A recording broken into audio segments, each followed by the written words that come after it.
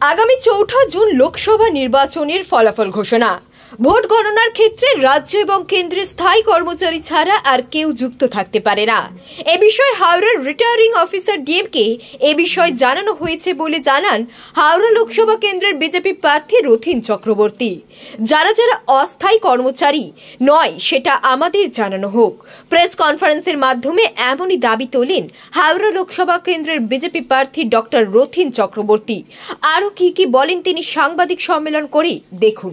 আমরা সবাই এটার ব্যাপারে দৃষ্টিপাত করার জন্য আজকের এই আমাদের সাংবাদিক সম্মেলনটাকে ডাকা হয়েছে। আপনারা সকলেই জানেন যে আগামী ৪ঠা জুন ওই দিন আমাদের ইলেকশনের গণনা হতে যাচ্ছে লোকসভা নির্বাচনে।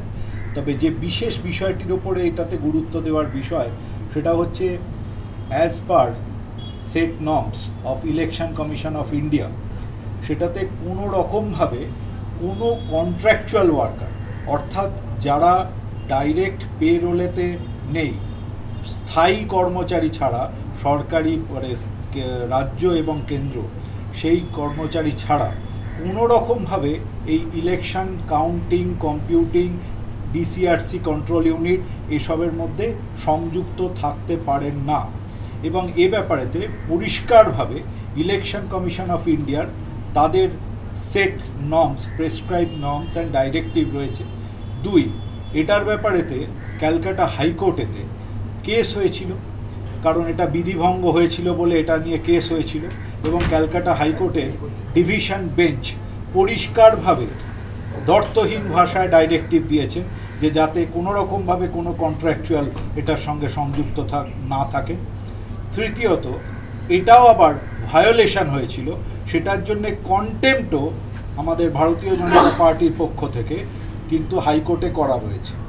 এবং এ ব্যাপারেতে আমরা আমাদের রিটার্নিং অফিসার হাওড়ায় ডিএমকে আমরা পরিষ্কারভাবে জানিয়েছি। এমনকি 28 তারিখে যে বিকেলবেলা ওনার দপ্তরেতে যে কাউন্টিং মিটিং হয়েছে সেখানে তো আমাদের দলের পক্ষ থেকে পরিষ্কারভাবে জানানো হয়েছে যে আপনারা জানান যে এখানেতে কোনো রকমভাবে কোনো কন্ট্রাকচুয়াল কেউ রয়েছে কিনা।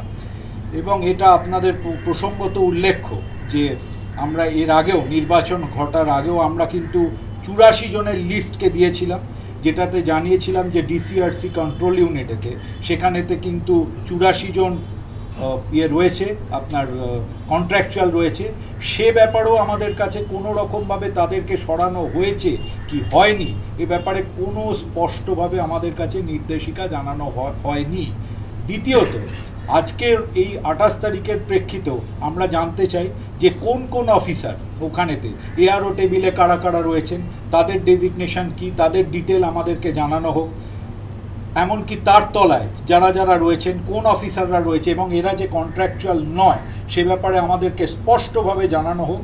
কিন্তু এখনও পর্যন্ত 4 তারিখে কাউন্টিং, কিন্তু এখনও পর্যন্ত কোনো রকমভাবে উইথ ফটো আইডেন্টিটি আমরা তাদের আইডেন্টিফিকেশান জানতে চেয়েছি।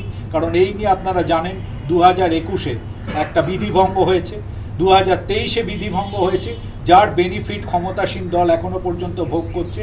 আমাদের দল থেকে স্পষ্টভাবে এর বিরুদ্ধে প্রতিবাদ করা হয়েছে এবং আমাদের বহুবার যা যা competent authority election commission of India থেকে আমরা সমস্ত স্টেট ইলেকশন কমিশন বা অন্যান্য জায়গায় ইতিমধ্যেই বহুবার আমরা চিঠি লিখে সমস্ত কিছু জানিয়ে দিয়েছি। এবং এই ব্যাপারেতে আমরা স্পষ্ট নির্দেশিকা আমাদের রিটার্নিং অফিসারের কাছ থেকে আশা করছি। এবং শুধু আমাদের নয়, পশ্চিমবঙ্গেও আর কোথাও মিশে আছে কি না এ ব্যাপারেও আমরা স্পষ্ট সমস্ত জায়গাতেই আশা করব যে যারা এই ব্যাপারে দায়িত্ব রয়েছেন তারা পরিষ্কার করবেন। এবং এইটার ব্যাপারেতে আমরা একদম ক্লিয়ারলি জানাতে চাই, যদি আমাদের কাছে এই নির্দেশিকা স্পষ্টভাবে কারা রয়েছেন তারা কন্ট্রাকচুয়াল নন এ ব্যাপারে লিখিতভাবে বা স্পষ্ট না করা হয়, তাহলে আমরা ভেরি স্ট্রংলি আমরা কাউন্টিংয়ের আগেই কিন্তু অবজেকশন জানাতে বাধ্য হব। প্রয়োজনে আমরা আইনানুগ রাস্তা যেটা নেওয়ার প্রয়োজন আমরা সেই রাস্তায় যাব। আপনি কি আশা করছেন গণনার দিন ইভিএমে কারচুপি হতে পারে? আমরা গণতান্ত্রিক পদ্ধতির স্পষ্টকরণ চাই। সেখানেতে আমরা কারচুপি বারবার লক্ষ্য করেছি, দেখেছি। এই মুহূর্তে আমরা যেটা চাই সেটা হচ্ছে গণতান্ত্রিক পদ্ধতিতে স্বচ্ছতা থাকার দরকার। ভোটারও যেমন ভোট দিয়েছেন তাদের তাদের এই ব্যাপারে জানার অধিকার রয়েছে যে তাদের সেই জিনিসটা সম্পূর্ণভাবে যেন গণতান্ত্রিক পদ্ধতিতে বিচার এবং তার শেষটাকে আমরা দেখতে চাই। আমরা এটার ব্যাপারেতে ইলেকশন কমিশন অফ ইন্ডিয়া যেটা বলেছেন, হাইকোর্ট যেটা বলেছেন, সেই বিধির বাইরে আমরা যেতে চাই না। এর আগেও তো আপনারা করেছিলেন, ভোটের আগেও আপনি এইটা সাংবাদিক সম্মেলন করে এটা অভিযোগ করেছিলেন। অত্যন্ত দুর্ভাগ্যের বিষয়, আমরা যে অভিযোগ করেছি তার স্পষ্ট কোনো রকম উত্তর এখনো পর্যন্ত আমাদের দলের কাছে এখনো পর্যন্ত এসে পৌঁছয়। আপনারা কি দেখেছিলেন যে নির্বাচনের দিন মানে আপনারা আপত্তি করা সত্ত্বেও, অভিযোগ করা সত্ত্বেও তাদেরকে দিয়ে কাজ করানো হয়েছে? আমাদের কাছে কিছু অভিযোগ রয়েছে, যে অভিযোগগুলো সেই জন্য আমরা এই ব্যাপারটাকে আরও বেশি সতর্কিতকরণ করার প্রয়োজন মনে করেছি এবং ইলেকশন কাউন্টিং আরও সবথেকে গুরুত্বপূর্ণ বিষয়। সেই জায়গায় আমরা এই জন্যে বারবার বলছি, আমাদের আজকের এই ব্যাপারটা আমরা জানাচ্ছি এই মিডিয়ার মাধ্যমে, সাংবাদিক সম্মেলনের মাধ্যমে, এবং আমাদের এই ব্যাপারেতে আমরা আশা করব প্রশাসন যথাযথ স্টেপ নেবে, আমাদেরকে জানাবে, স্পষ্ট করবে যে এখানেতে কারা রয়েছেন, তাদের ডেজিগনেশন কি, সমস্ত কিছু লিখিতভাবে, যা set norms as prescribed by election commission of India এবং হাইকোর্ট সেটা করার দরকার। অত্যন্ত বিনীতভাবে আমরা ইলেকশন কমিশন অফ ইন্ডিয়ার কাছেও জানাবো যে তাদের নিজস্ব সিস্টেম, তাদের অফিসার সিস্টেমের মধ্যে দিয়ে এই ব্যাপারটাকে একদম স্পষ্ট যেন করা হয়, কারণ এটাতে আমরা মনে করছি এই ব্যাপারে পরিষ্কার এবং স্বচ্ছতার খুব প্রয়োজন রয়েছে।